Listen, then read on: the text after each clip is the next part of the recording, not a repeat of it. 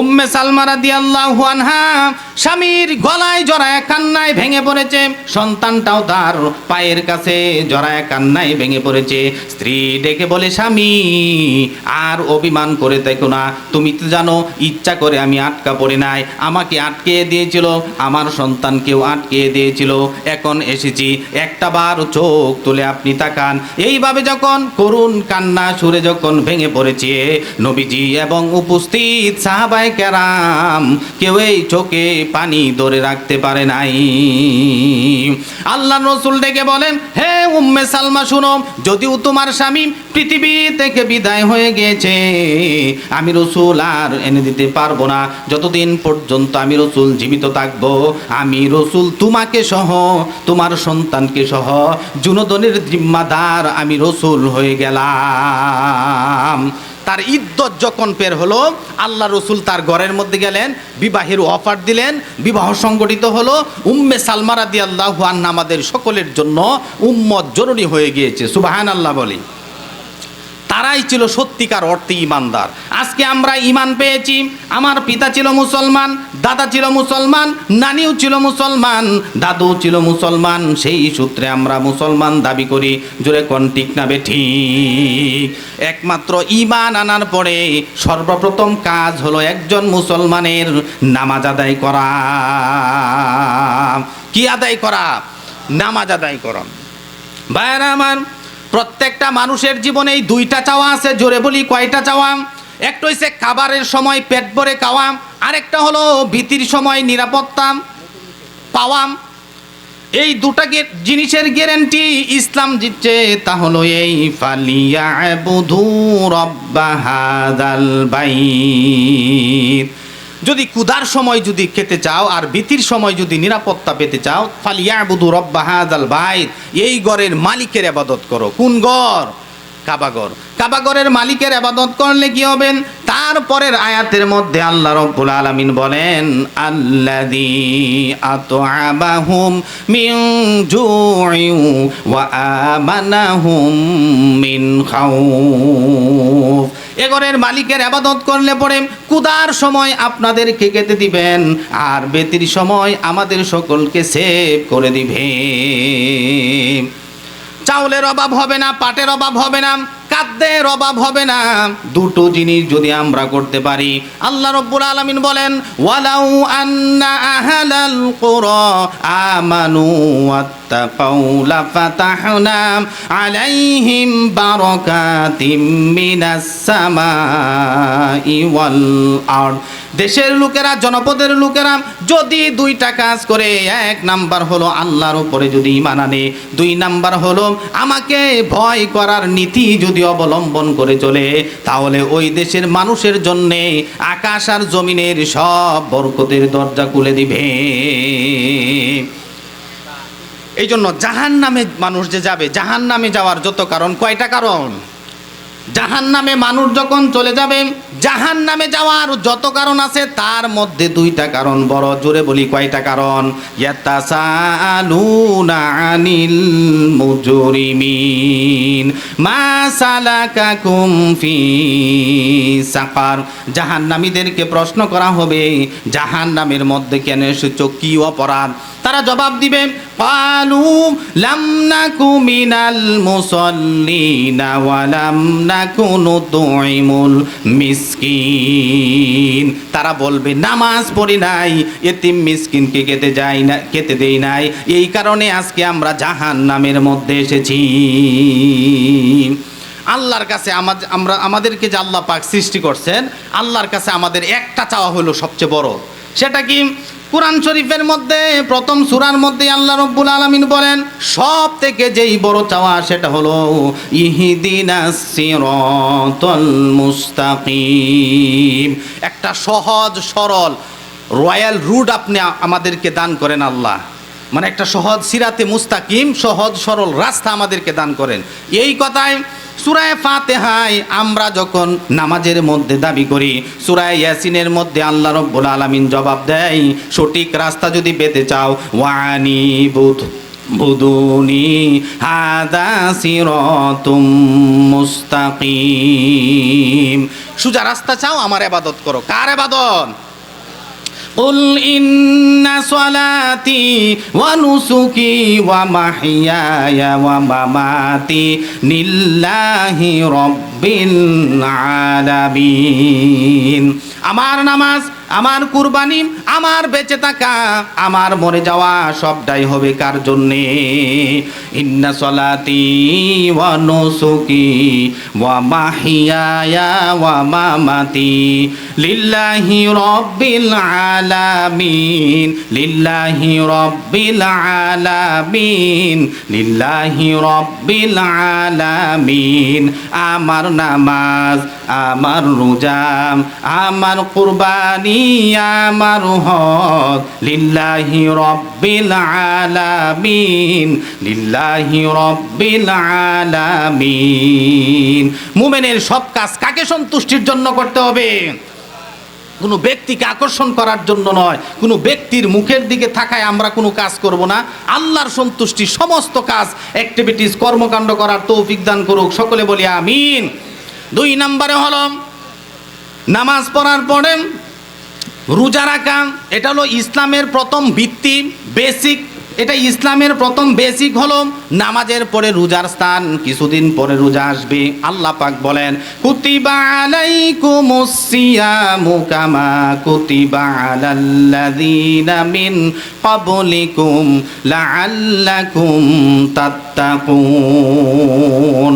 আল্লাহ রাব্বুল আলামিন বলেন, রোজা তোমাদের উপরে ফরজ করা হয়েছে যেমন করে ফরজ করা হয়েছিল তোমাদের পূর্ববর্তীগণের উপর, যাতে করে তোমরা তাকওয়াবান হতে পারো। আল্লাহ রাব্বুল আলামিন হাদিসে কুদসির মধ্যে বলেন, আসসাউমুলিম, রোজাটা আমার জন্যই। এই জন্য বান্দারা যেহেতু আমাকে সন্তুষ্টির জন্য, রাজি খুশির জন্য রোজা রাখে, রোজার প্রতিদান আমি আল্লাহ নিজ কুদরতি হাতের মধ্যেই দিয়ে দিব। আমি আল্লাহ নিজ হাতে রোজার প্রতিদান দিব। দুনিয়ার জগতে নামাজ পড়ি, হজ করি, যাকাত দেই, মাহফিলের মধ্যে এসেছি, সমস্ত ইবাদতের সব আল্লাহ রব্বুল আলামিন ফেরেশতাদের মাধ্যমে দেয়। একমাত্র শুধুমাত্র কেবলমাত্র রোজার সব আল্লাহ পাক নিজ হাতে বান্দা বান্দীদেরকে দিয়ে দেয়। ভাইয়েরা আমার, এরপরে হলো হজ করাম। জোরে বলি কি করাম? হজ আদায় করাম। রসুল বলেন, যেই ব্যক্তি হজ করার সম্পূর্ণ ক্ষমতা আছে, হজ করে না, সে ইহুদি হয়ে মরুক, নাসারা হয়ে মরুক, আমি রসুলের কোনো যায় আসে না।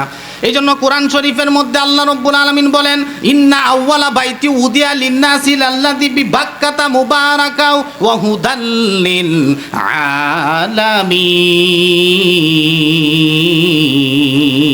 আলামিন। আল্লাহ রাব্বুল আলামিন বলেন, সর্বপ্রথম যেই ঘর সেটা হলো কাবা ঘর, মক্কায় অবস্থিত। মক্কার মধ্যে এই ঘর অবস্থিত। আল্লাহ রাব্বুল আলামিন বলেন, এই ঘর সর্বপ্রথম আমি ক্রিয়েট করেছি, সৃষ্টি করেছি, স্থাপন করেছি। ফেরেশতাদের মাধ্যমে ঘোষণা দেওয়া হয়েছে, যেই ব্যক্তি এই ঘর তওয়াফ করবে, ভালোবাসবে, তওয়াফ করবে, হজ করবে, আমি আল্লাহ রাব্বুল আলামিন ঘোষণা দিতেছি, ওই লোকের জীবনের সমস্ত গুনাহ মাফ করে জান্নাতের মধ্যে পৌঁছায় দিব। এবং সর্বশেষ হলো যাকাত দেওয়া। কি দেওয়া? সম্পদের 40 ভাগের 1 ভাগ। 100 টাকা হলে আপনি 2.5 টাকা, 1000 টাকা, যদি আপনার 1 লক্ষ টাকার মালিক যদি হন তাহলে 2500 টাকা। 7.5 তোলা স্বর্ণ হলে আপনার জাকাত দিতে হবে। 52.5 তোলা রূপা হলে আপনার জাকাত দিতে হবে। এটা হলো জাকাতের নেসাব। যদি আপনার 7.5 তোলা স্বর্ণ এবং 52.5 তোলা রূপার মূল্যের যদি মালিক যদি 1 বছর আপনি থাকেন, তাহলে আপনার উপরে কি দেওয়া ফরজ? জাকাত দেওয়া ফরজ। এটা হলো ইসলামের মূল ভিত্তি।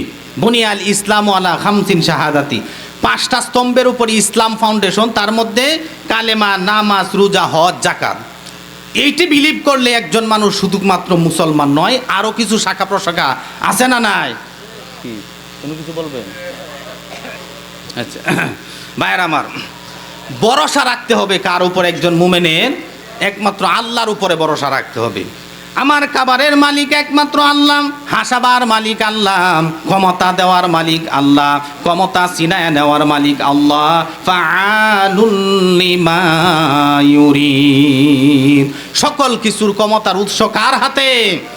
আল্লাহ রাব্বুল আলামিন বলেন খাবারের মালিক আমি আল্লাহ।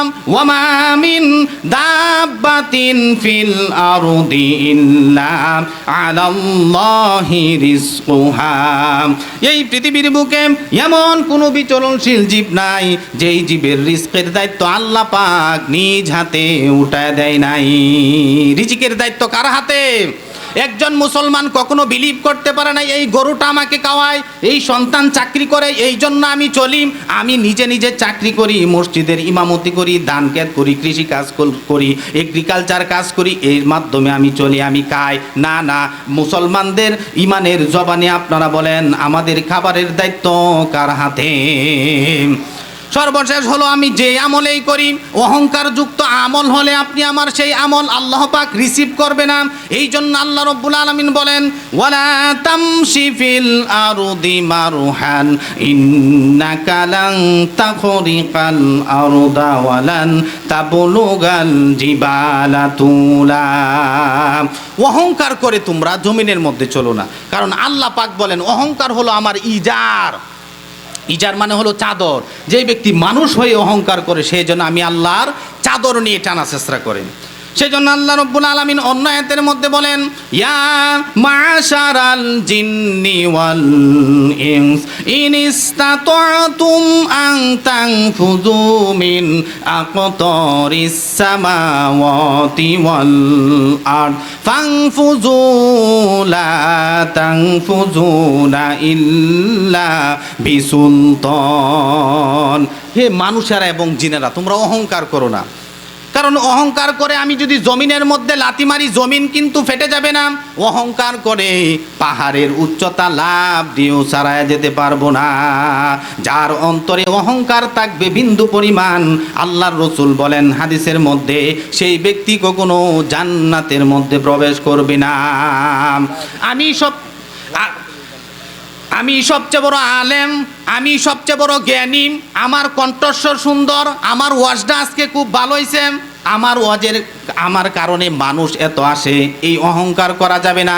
টাকার অহংকার করা যাবে না, স্বাস্থ্যের অহংকার করা যাবে না। যার মধ্যে অহংকার থাকবে আল্লাহ পাক তাকে জাহান্নামের মধ্যে নিক্ষেপ করবে। সকল কিছুর ক্ষমতার মালিক, হাসাবার মালিক, কাঁদাবার মালিক, সব কিছুর মালিক আল্লাহ। ইবাদত বন্দিগি আমরা যাই করি অহংকার মুক্ত হয়ে ইবাদত বন্দিগি করার তৌফিক দান করুক, সকলে বলি আমিন। আমি যখন অসুস্থ হই সেই আল্লাহ রব্বুল আলামিনই আমাকে রোগ মুক্তি করেন।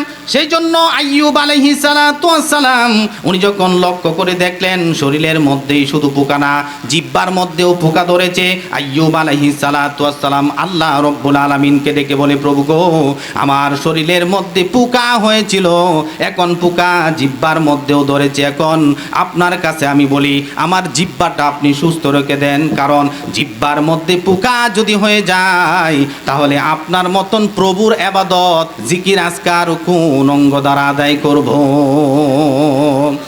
আইয়ুব আলাইহিস সালাতু ওয়াস সালাম আল্লাহ রাব্বুল আলামিনের কাছে বলেন রব্বি আন্নী মাসানিয়াদ দুররু ওয়া আনতা আরহামুর রাহিমিন। আয় আল্লাহ, আমাকে তো রোগ ধরেছে আর তুমি রহমানুর রহিম, আল্লাহর প্রশংসাই কইতাছেন। আল্লাহ রব্বুল আলামিন খুশি হয়ে গেলেন। আল্লাহ রব্বুল আলামিন ওহী নাজিল করে জানায় দিলেন ফাকাশাফনা মা বিহি মিন দুররি ওয়া আতাইনাহু আহলাহুম ওয়া মিসলাহুম মাআহুম রাহমাতাম মিন ইনদিনা ওয়া যিকরা লিল আবিদিন। আল্লাহ রব্বুল আলামিন বলেন আমি আইয়ুব আলাইহিস সালাতু ওয়াস সালামের রোগ মুক্তি করে দিয়েছি এবং তার হারানো সব সম্পত্তি আমি আল্লাহ ফেরত দিয়ে দিয়েছি। ভাইরা আমার, আলোচনা করলে সময়ের দরকার, যেহেতু প্রধান বক্তা আইসা গিয়েছে। আমরা ওয়াজের মধ্যে আমরা বৈষম্য বিরোধী আন্দোলন করছি আগস্টে। বৈষম্য মানে কি? যে বৈষম্য মানে একজনের বেশি একজনের কম, একজনের 10 তলা, আমি কেন গাছতলায়, একজনে ক্ষমতার পায়ে আর ছাড়ে না, এটা আর বাস্তবায়ন হতে দেওয়া যাবে না, এটার বিরুদ্ধে প্রতিবাদ করব। এর জন্য আমরা বৈষম্য বিরোধী আন্দোলন করেছিলাম, ঠিক না বেঠিক? ওয়াজের মধ্যেও যাতে আমরা বৈষম্য বিরোধীর এই কার্যকলাপ যাতে না আনি, ওয়াজের মধ্যেও আজকে বৈষম্য হইতাছে। এই জন্য এই দিকে আমরা খুব কেয়ারফুল হই। মানে এক বক্তার আপনি দেখছেন 1.5 ঘন্টা, আর এক বক্তারে 5 মিনিট 10 মিনিট, হাউ ইম্পসিবল! এটা তো আসলে ঠিক না।